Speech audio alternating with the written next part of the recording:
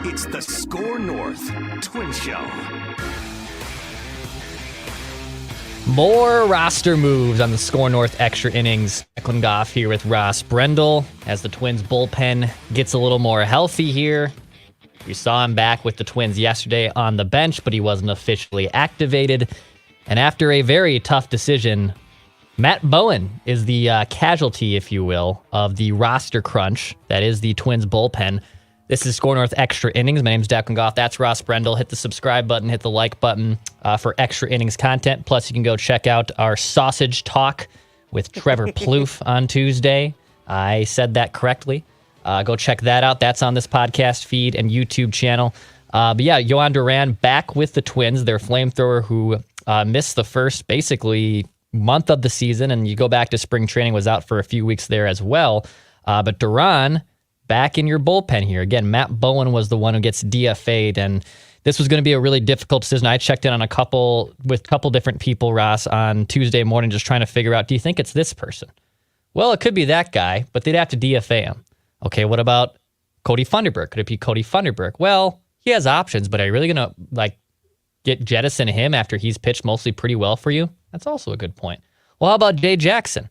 Well, Jay Jackson's also been all right. You're going to lose him via weight. So no matter what, they're going to do this again with Justin Topa probably within the next 24 to 48 hours. So the Twins are going to lose members of the bullpen for guys who were expected to be part of the pecking order and up high in the trust tree.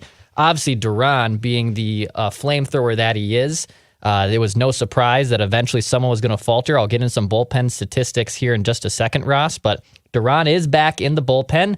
And I'm guessing it'll make life a lot easier now that you have one of the hardest throwing players in baseball at the back end of your bullpen. Well, we alluded to this the last time we talked, Declan, that when these moves started coming, and this was going to be a difficult decision one way or another for a multitude of reasons that you already laid out.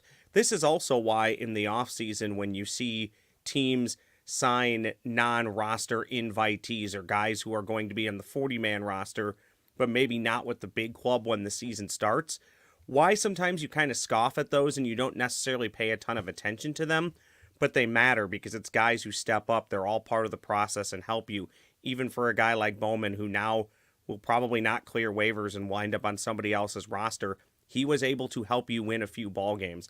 So that stuff matters. In the immediate, where this really matters to the Twins, no disrespect to Caleb Thielbar. I think he'll figure it out and be fine. You don't want Caleb Thielbar in the ninth inning unless it's three lefties. And even at that, you're probably going to let Duran go in and do that anyways, 99% of the time. So this just slots everybody down in your bullpen, Declan, in a good way. Puts Griffin Jackson more high leverage situations in the 7th and 8th inning. Eventually, it's going to put Topa in those positions when he comes back and he's healthy, as you mentioned, in the next 24 to 48 hours likely. This is big for the Twins. It comes at a great time. The vibes are starting to feel good. The team, I believe, Declan, as we record, now within 4 games of first place, and it's not even May yet.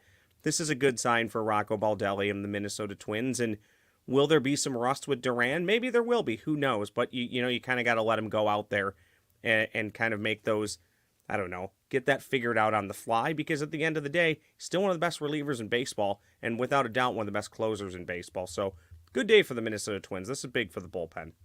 So right now, too, the bullpen, who was without Duran, without Justin Topa, fared pretty well without them.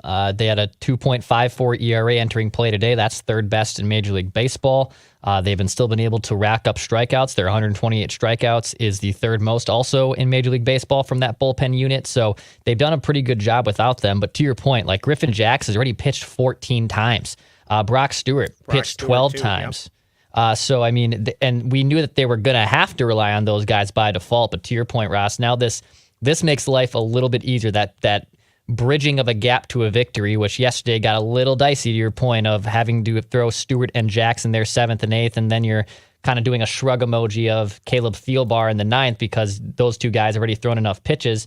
This just slots everyone back. And once you get Justin Topa back, oh my gosh, now it makes life even easier. Now, I will probably warn Twins fans, because I'm probably guilty of this too, is, oh, you're going to get Duran back. You're going to get Topa back. The bullpen's already been lights out. There's going to be some hiccups probably from one of those two guys. Heck, Jax or Stewart could also have some hiccups. Bullpens are just so volatile that, one bad outing can balloon ERAs. Brock Stewart hasn't allowed a run yet, for God's sakes. I mean, he's made 12 appearances, has struck out 17 batters, opponents hitting 167 against him, hasn't allowed an earned run. Griffin Jax has been pretty phenomenal too outside of a blip. So they're as good as this bullpen has been, I will caution Twins fans that as much as it's going to look a lot better and probably a lot deeper on paper, you're probably still going to stumble a few times. Don't overleap, don't over panic, don't freak out, don't boot a guy off a playoff roster like someone did on this show. Just stay the course, because most likely these 3 guys and those 4 guys are going to figure it out, and you're going to have a really good path to a victory when you usually rely on them. Well, we've already seen the blips too, Declan. It hasn't been easy on Caleb Thielbar every time he's come back out there off of the IL. I think we all expect at some point it will get better. I think we hope that it will get better. What I really like about this, Declan, is we talk about it slotting people in different positions and getting your power arms, your flamethrowers ready in the 7th, 8th, and 9th inning. One thing it also allows you to do, we want our starters to go deep in the ballgame, but one thing it also allows you to do is maybe on the right day or the right situation, you're only asking your starter to go 5-6 innings because you can set it up for the bullpen. I don't think that that's preferable, but this just allows you one more option to win a ball game. And by the way, Duran, I think we're all comfortable enough to know, even if there are blips, Declan, I think he'll figure it out. We've seen blips from him before. All closers have them. You're going to blow saves. He generally is pretty good about 1 bad outing, 2 bad outings, and turning the page. And as long as he does that, when it comes to the bullpen, barring those blow-ups, which we know will happen, it's baseball, you play 162 games, they'll be just fine. Yeah, so also with like the bullpen trust tree that they've built here, and I know some fans are concerned with the starting depth of the rotation, and this is just where baseball's headed. And last year, the Twins rotation did a really good job at eating innings, and I think last year they were like top 5 in innings pitched from the starting pitchers in Sonny Gray and Pablo Lopez, Joe Ryan, etc. Bailey Ober was part of that. And, yes, Ryan looks good. Ober looks good. Pablo's been shaky, but I think, again, he'll figure things out. Games are becoming shorter and shorter in terms of how you bridge it to a 9-inning win. So when that happens, as Ross drops his microphone there, that's okay, Roscoe, don't worry about it. Marco Polo. When that happens, it makes life easier to bridge a victory to a bullpen. And with Topas and the Durans and the Stewarts and the Jacks, yeah, I mean, you're going to see guys be like, we have to get used to, as much as, people love to be old man yelling at clouds. Guys are really going to go 5 or 6 innings. The days of pitchers going 7 is so rare. I think there was only 2 or 3 200-inning pitchers last year. It just doesn't happen. So this is the state. Like, you need as many bullets in the bullpen. And if you're going to be a serious team, as we saw, I know it hasn't worked out with the Astros this year, but typically these good teams can pitch and they have options in the pen. And that's how the Twins can win some victories here. If their offense can remain at least somewhat consistent, they're not going to have an 1,000 OPS for the rest of the year. But I feel pretty good if the Twins have a 3-2 lead going into a late inning situation or a 1-run game with the arms that are in the bullpen. Well, especially, again, right now, Brock Stewart, I'll probably put a hex on him. He looks borderline unhittable. I mean, it's incredible, the filth that he's throwing right now. On the starters, Declan, really great point. I mean, we see it all the time in comments. Oh, well, they need more starting pitching. They need to go deeper into ball games. To a large part, I agree with that, but I would challenge people, to your point, Declan, go around and look at everybody's rotation. Go around and look at everybody's rotation of teams that are more than likely going to win their division and make the playoffs. They look fairly similar to the Minnesota Twins. Maybe the top-end talent is better, and maybe the top 3 starters are slightly better. But pretty much everybody else, Declan, is trotting out 4th and 5th starters where you're just praying to stay in the ballgame. This problem is not unique to the Minnesota Twins. That's why having a bullpen that can come in legitimately 4 or 5 different guys that can give you an inning every night if need be and shut people down. And I think Declan, to the Twins' credit, we're starting to see that they probably do have that. We thought this would be a strength of the team going into the year, and here we are, 30 games into the season, roughly, it appears to be a strength. Yeah, I mean, in the words of Clark W. Griswold, take a look around you, Ellen. We're in the threshold of hell. That's how you have to get. That's how you have to get through a ball game at this point. You need as many arms as possible in the pen. So yeah, the Twins have survived without them. The bullpen has been really good. I'm excited to see Duran throw 98, 99. Actually Griffin Jacks, as much as Duran has a really fun entrance on a Friday night, and especially a summer night in Target Field, Griffin Jacks with Nas with X Go and Give It To You has also been really, really awesome to see. So there's actually some fun build up here that fans can get really excited for when they do go to Target Field. And I know you were very anti-Oregon yesterday, so at least the entrances you can make up for that to a degree. So I do want to continue to clarify. I'm not anti-Oregon. I am anti the amount of Oregon. Based off the comments, it appears. Well, one, I feel bad. According to a few people, I broke the Oregon at Target Field for them. So apologies on that. Now that I've told you about it, you'll never not notice how often that darn thing gets played. Which does bring me to, are you ready for a Ross quick hitter, or do you have more? Okay. No, I think that's probably it. I mean, the only other thing would be, they're going to have to do this again with Justin Topa probably in the next day or two. And again, I think those are the guys we laid out yesterday. I think that might be a Jay Jackson DFA. That could be a Cody Funderburk because he has options.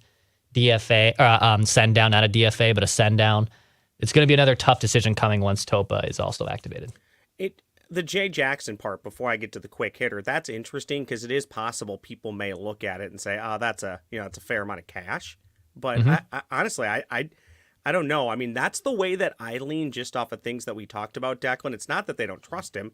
It's just that he is the guy right now, for the most part, getting the least amount of work in any impactful situation. So it'll be interesting to see where that goes when we do this again in the next day or two. And then, and my best Patrick Royce, by the way, that's a really bad one. By the way, we're going to do this again when Royce Lewis comes back. More than likely a hitter, a position player is going to go out that hopefully at the time is doing fairly well, which brings me to my segue, Declan.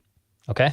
Favorite Major League Baseball prototypical, for the most part, they were a leadoff hitter. Your favorite leadoff hitter of all time? Oh, man.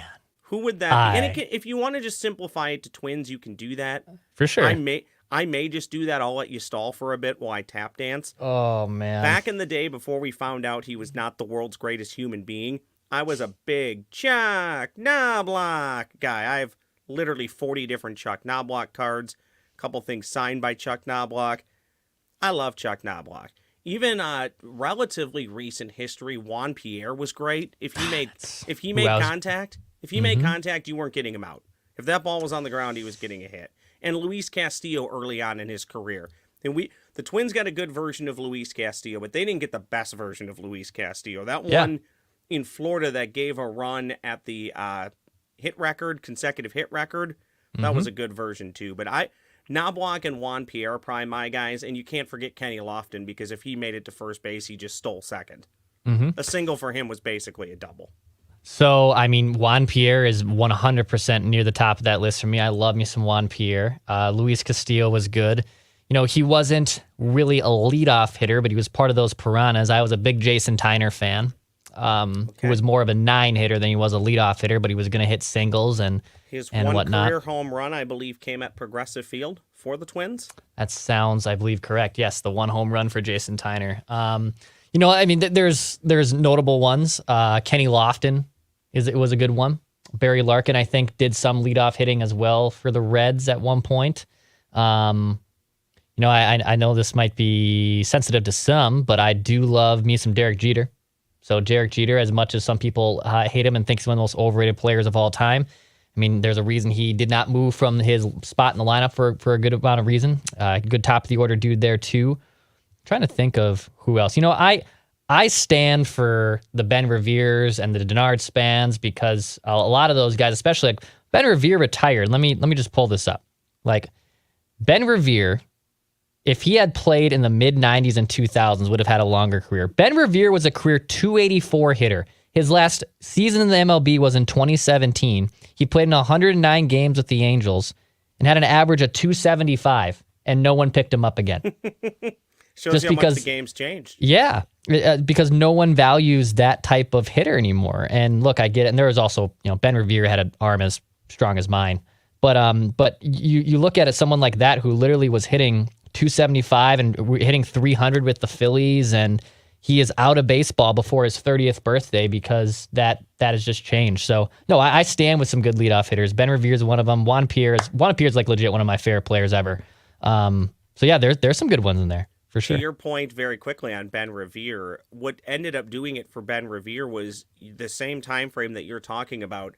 I'm driving home one day listening to the mighty 1500 ESPN here in the Twin Cities, and our good buddy Manny Hill is yucking it up with our other buddy, Patrick Royce. And Manny reads him the lineup and tells him for the Blue Jays that Batista is batting number 1, and Royce just goes, "I quit."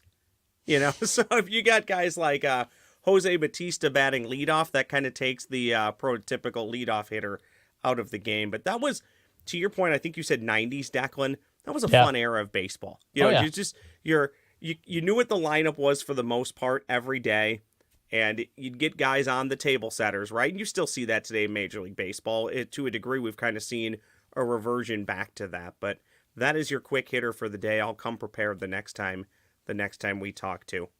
No, I love it, man. Thank you to Ross for providing his great insight on organs and leadoff hitters and ballpark snacks as well. So you can expect a lot of that here on the SKOR North Extra Inning Twin Show. Hit the subscribe button, hit the like button. This has been SKOR North Extra Innings. Again, go check out our episode with Trevor Plouffe talking about sausage with Mackie Judd and myself as well.